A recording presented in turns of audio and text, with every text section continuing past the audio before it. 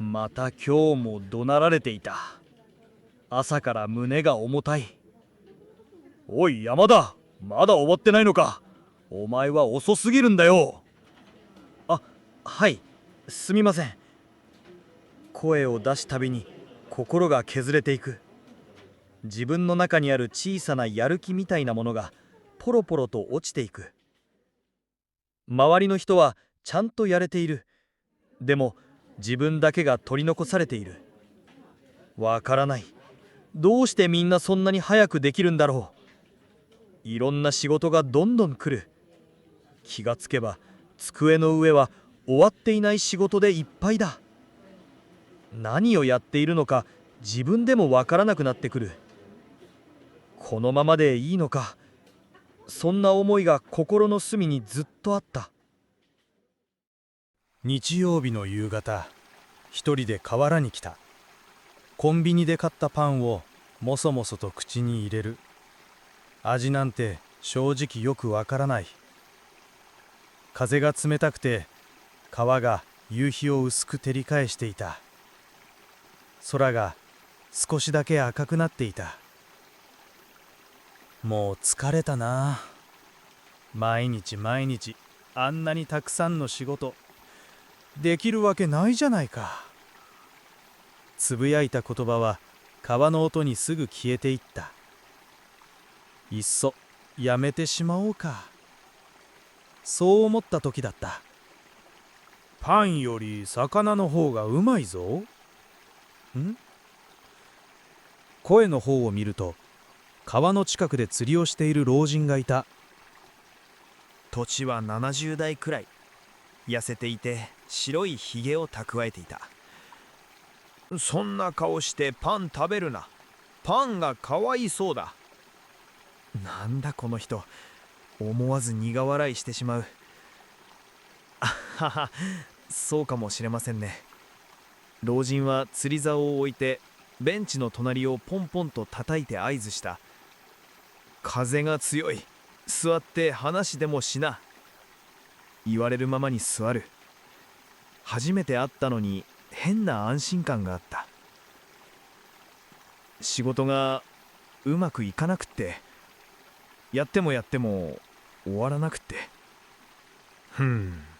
それは集中が足りんのじゃな。集中ですか。釣りもな、魚がどこにいるか見極めんと釣れんのじゃ。お前さん、釣りやってみるか。気づいたらパンを置いて老人の隣に立っていた。少し冷たい風が吹いていた。釣り竿を持ったのは小学生ぶりかもしれない。手の中でリールがカラカラとなっている。老人の後ろに立って投げ方を教わった。持ち方はこう。指で釣り糸を張ってリールを押さえてタイミングを見て一気に投げるんじゃ。言われた通りにやってみるけど全然うまくいかない。釣り糸は違う方向に飛んでいく。川に届く前に風に流される。やっぱり難しいですね。釣りも仕事も似たようなもんじゃ。ポイントを外せば何度投げても釣れん。集中して魚がいるところをイメージするんじゃ。魚がいるところ？水の中だぞ。つまり見えないものを見る。魚はただ水の中にいるんじゃない。どこに向かって泳いでいるか、流れの中でどこに止まっているか、それを感じるんじゃ。目を閉じて耳を澄ませる。風の音、水の音、老人の声が遠くなる。いた。いや、そう感じる。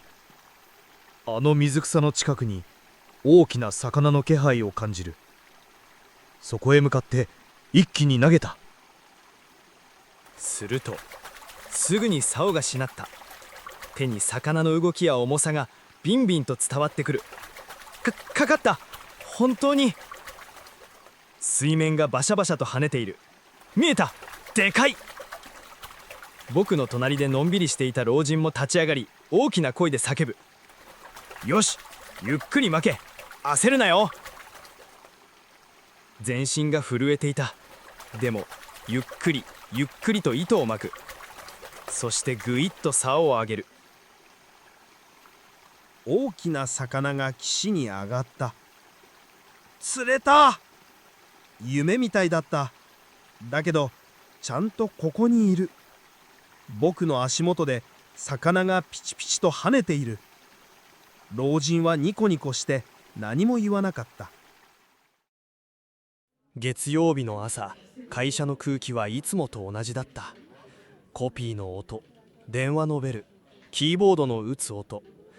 だけど僕の中はちょっとだけ違っていた。パソコンの前に座って仕事の山を見つめた。確かに量は多い、終わりも見えない。でも逃げたくはなかった。昨日の釣りのポイントのように仕事のポイントがちゃんと見えている。どこに何があって今何をするべきか。そして息を整えて、余計なことは考えず目標に向け一気に動く。指が勝手に動いていく。メールを返す、書類を作る、チェックをする。タスクが一つずつ消えていく。気づけばお昼前にはほとんどの仕事が終わっていた。おい山田、どうしたんだ。今日は早いな。はい、集中してやってみたんです。上司が驚いて立ち尽くす。午後もその集中力は続いていた。何かに乗っているような感覚。仕事が怖くない、周りが気にならない、やることがよく見える、手が止まらない。夕方になった頃、僕は深く息を吐いた。終わった。全部終わった。ふと夕日が見えた。あの日河原で見た空と同じ色だった。ありがとう、釣りのじいさん。あの魚を釣った瞬間の気持ち、今も手の中に残ってる。ポイントを見て一気に投げる。たったそれだけのことなのにこんなにも変われた。今日の僕は少しだけ自分のことが好きだった。